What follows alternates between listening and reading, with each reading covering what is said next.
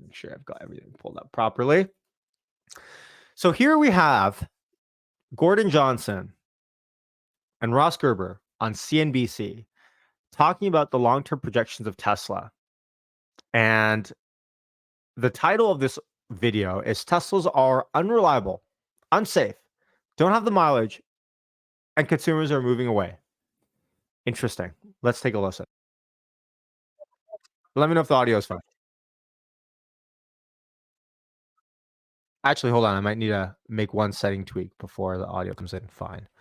CEO and founder Gordon Johnson, I actually think, guys, that you don't agree on much, but I have a feeling that you should, I think, Ross, agree with Gordon on this, that BYD, whatever you may think of them in their Dolphin or Yuan Plus cars, is a threat if they come here. Well, okay, BYD. Everyone loves to talk about BYD. Okay, hopefully the audio is fine now. Let me know. BYD, can we stop talking about BYD outside of China? Listen, I've said it before. I'll say it again. I do not think, and I know this screams Japanese cars in our prior generation, but I do not see Chinese electric vehicles dominating any market in North America anytime soon. I do not see it happening. And again, I've talked about my tinfoil hat conspiracies before as to why. I don't look at it as a threat per se. I think BYD is an enormously successful company and probably one of the best companies in China across the board. But it doesn't make it a threat to Tesla in that 90% or more of the people still are buying gas cars. I think the biggest threat that BYD and Tesla face is to the Fords, BMWs, the Volkswagens of the world. So I look at them as very complementary companies. They're very similar in a lot of ways, and they're both excellent companies. Gordon, would you agree? He's really towing that line there, hey? No, I disagree. Look, BYD I was wrong again. BYD is cutting prices significantly in China. Look, in last quarter, third quarter, where Tesla's sales were actually down sequentially. I'm gonna look at my notes here. Their market share in China fell nearly 220 basis points from 2Q to 3Q. And from peak in China, when their market share was 27% in 1Q of 20, it's down to 8.6%. Okay. What? Their market share has collapsed. But here's why. Let's focus specifically on why Tesla's market share is falling. When you own a market and you're the only player, the only meaningful player in a market, of course your market share will fall over time. The main point is, are your sales growing in absolute volumes? And that's what matters. If you look at, and also look at Tesla's market share worldwide. Go look at their Tesla investor relations chart that they post every quarter. Oh, and here's the link. Okay, thanks, Marco. Tesla's market share is not falling worldwide. Consumer Reports, what car, JD Power, they rank Tesla last or near last in quality. By the way, look at his face just for a second, and you'll notice he is reading off of some notes. He's got this all ready to go, as some say, gish galloping around.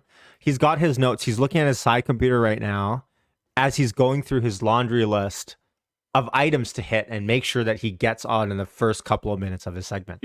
Edmunds ranks Tesla as the only Is that what company people in China read? Do people in China read this? Of course, but hear me out. Edmunds ranks Tesla as the only company whose EPA stated range, its actual real world range for every single car is lower than its EPA stated range. So you're not getting the range. And then just the other day, there was a study that came out from LendingTree that stated Tesla's cars are the least safest out of all 30 cars they tested. They're about to have a record in China. 23.54 accidents per 1,000 cars. This is Tesla's best quarter ever in China. Yeah, the point is this. Oh, no answer there. Tesla's cars are unreliable, unsafe, and don't have the mileage. We've been saying this for a long time. Listen, they've been saying it when Tesla delivered 100,000, 150,000 cars a quarter. We're close to sitting at 500,000 in a quarter. And all these arguments are still not laid to rest. It's unreal. And what's happening is the consumer, right? The consumer is moving away from Tesla. One last point. Just today, we found out that Tesla had a number of axle failures, right? Suspension failures they knew about, right? But It was Gordon, their fault, but they were blaming we're going a on little their bit, drivers. we're going a little They bit were blaming on their we're going a little bit drivers. off the rails here, Gordon. Why are we going off the rails? Because he has a list that he is armed and ready to go with on national television, and he needs to make sure that he gets his points through. That's why you're going off the rails.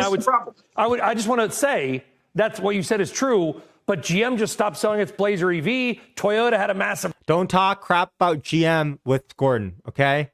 This guy loves his GM. I don't care if they produce 1 car or 6. He loves his GM. Recall because of further airbag issues. Every car company has recalls, or as don't come at me, Teslarians, or over-the-air software updates, whatever you want to call them. Tesla Arians. What does that mean? Every car, Gordon, has a problem. Everybody. Well, Sally, you got to take a step and you're back. missing the People overall do point, recall. which is this is not stopping people people do from buying recall, Sully, Teslas but as they have a Tesla record. did quarter. Okay, not do hold the on, recall. Ross. Let yikes. Gordon respond to my pseudo rant, and then you Sally, can. I want to address that head on.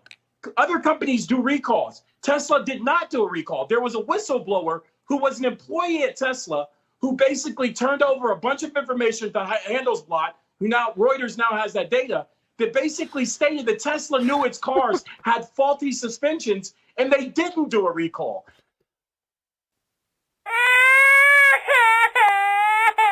And then Tesla's response to that was, we fixed 120,000 suspensions.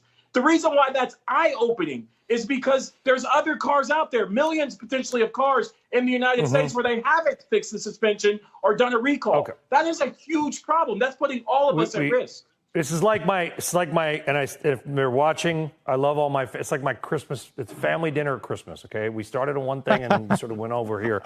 I want to. By the way, this might be a record, folks. Take note. This might be the first ever interview where we're 4 minutes in and Ross has yet to say more than a sentence. First ever interview. I want to bring it back a little bit, Ross. What I want to talk about, and it's a good discussion, by the way, but I want to talk about BYD. Let me ask you a direct question, because we don't know what the labor conditions are in BYD. We don't know. The Chinese government can subsidize them. Should BYD cars even be allowed ever into the U.S. market? Well, absolutely. I'm a capitalist. I don't think we should. But they're close not. the market. But China's not. Yeah, I know, but that's their, government and their choice. America doesn't change capitalism just because we don't like a certain group of people. Right? Okay, well, first of all, I'm pretty sure if you were to import a Chinese electric vehicle into America today, I'm pretty sure you'd be hit with a tariff. I don't know the exact percentage. Someone might know in the chat and let me know. But I'm pretty sure you are going to be hit with a tariff. Not saying tariffs aren't free market per se, but I just don't think that's true. Right? So, Chinese should be able to sell cars here just like everybody else. I don't think it's liking them. I think what I worry about is we covered the UAW strike extensively, right? These are hardworking people in Detroit just trying to make a living, like the middle class dream. China, BYD could be paying people $5 an hour to make a car. We could never compete with that, Ross. Right. And I think that. Okay. Look how happy Gordon just got there. First of all, are you implying that the majority of cost in a car is the labor? Is that true? Second of all, this argument also applies with iPhones. You talk about Apple and producing iPhones in China. What is Apple doing? They're divesting out of China slowly and investing in countries like India.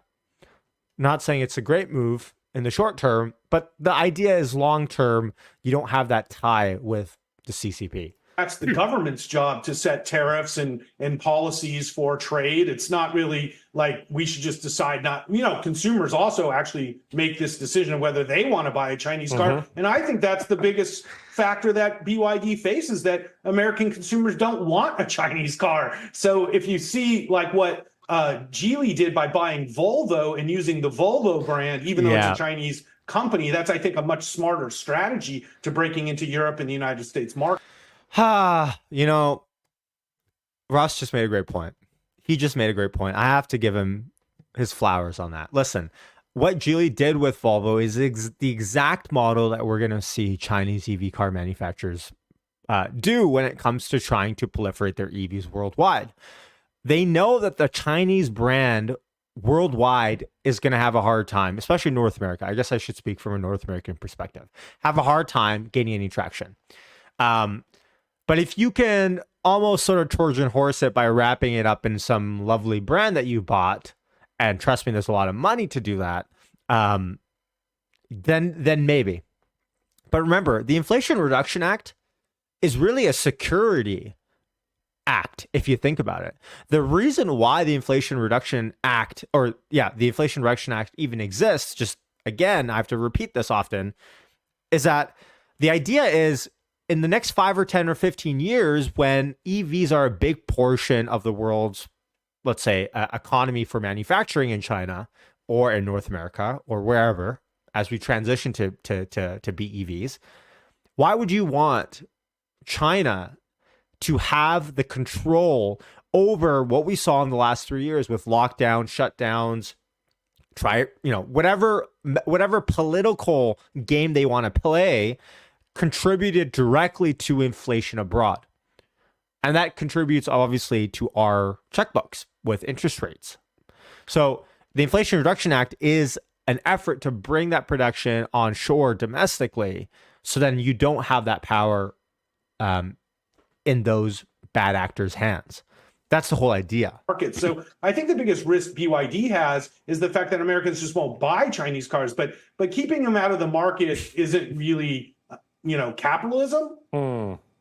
I do worry, though, Gordon. Listen, I think we said the same thing about Japanese cars in the late 60s. No one's going to buy them. They're small and cheap looking. I think we said the same thing about Korean cars, Kia and Hyundai, in the late 80s and early 90s. We're still saying that about French cars, and that's okay because it's accurate. But you get my point, Gordon, which I wouldn't underestimate China. Do you think they should be allowed in the U.S. market? Absolutely not. And let me tell you why. Ross kind of is not focused on the specifics here. China has 3 key subsidies. Cheap labor. They use slave labor to manufacture a lot of their products. Artificially low, basically borrowing costs for their banks, and artificially low energy prices. That is not fair. That's not a level playing field. That's not capitalism. So to allow those cars in here and them to undercut the American automakers, thus killing jobs here, creating jobs over in China, I think is unfair. And Ross knows this, right? But we're subsidizing EVs here in the United States. They're taking subsidies away from even Tesla because they're making a lot of their batteries. Whoa. Did Gordon just defend Tesla in that second? I'm trying to wrap my head. Again, folks, it's early in the year. It's only 11 a.m. Pacific time. Maybe my head's not getting this straight. Did Gordon just indirectly say that he doesn't think, because he doesn't think Chinese cars should be allowed in America, that he thinks companies like Tesla, who are more American, should be the ones getting the benefits of the electric vehicle market here and the subsidies here? I think he just did. Yeah. Everyone's okay. Yeah. Hey, big Tesla bull now. There has to be a gotcha here. Let's take a listen. Some of their batteries in China and shipping those cars over here. So you got to level the playing field. You can't have guys using slave labor to make their cars and then shipping them into America where we have to pay competitive wages. That's not fair. That's not. Wow. And that's the end of the video. But holy cow. I think Gordon just converted into a Tesla bull. Listen, it might be early. I could have just completely missed it, but it's 11:11 right now, so I'm making a wish. Gordon Johnson turns into a mega Tesla bull 2024. I think it's about to happen. And when it does, it might take a second. But when it does, it's game over. And his name is John C. Okay, well, you know what? That was interesting. By the way, not to pile on anymore, but I'm not sure if you guys saw this video I found of Ross being talked about by Dave Portnoy. Did you guys see this thing? I don't even know if I want to play it, to be honest. It's just too savage. I ran into this on Twitter. Grand. Let me read this tweet. I ran into this on Twitter on the weekend, and I was like, this cannot be real. This cannot be real. Should I even play this? It's a minute long, but fine. Okay, I'll play half of it. If it gets a little bit too much, I'll turn it off. From this clown, which I guess people know who he is. Ross Gerber. Gerber Kowalski. Absolute dickhead looking motherfucker on his Avi. Look at this fucking guy. This guy's the fucking worst. This guy's the absolute worst to ever do it. So this guy, I'm bragging about how I'm 800 grand. This asshole, this son of a bitch, Ross Gerber, hits me back with, trust me, Dave, done this my whole life. You will lose all this money. Happy to help you not do that. We work with lots of lucky people like you and make sure they don't end up with nothing. Lucky? Lucky? You fucking Avi fuckface Ross Gerber? Lucky? 17 years of hard work, grinding my fingers, delivering newspaper with shit in the racks. You're going to say I'm lucky? And if you're so good at this, why are you helping strangers? Because you're not. You need other people's money, you coward. Ross Gerber's the worst to ever do it. The worst to ever do it. Hey, Ross Gerber, do something bad. Ross Gerber, get the fuck out of here. I'm up 350 grand, Ross Gerber, myself. What are you up today? Simp. Fucking guy out. So this was during COVID when when Dave was doing a lot of day trading online. And so he was up a lot of money, like he said, and Ross was trying to get a piece of it, essentially saying, listen, you know, you shouldn't be risking this yourself. You need to give money to someone like me that we can actually help you with. So quite funny, actually. Hold on one second. This guy seems upset. Yes. Okay. Hold on. What else? Let me just pull this up here. Okay. So going through my list, stock macro, 2024 estimates we've done. If anyone wants to come on the stream, feel free to. I'll throw a StreamYard link in the chat here. If everyone wants to come in, give their thoughts on anything, ask a question, whatever it might be. So tomorrow we're going to be getting our production. It's going to be quite interesting. Hold on, let me just turn off these notifications. Let's turn this off.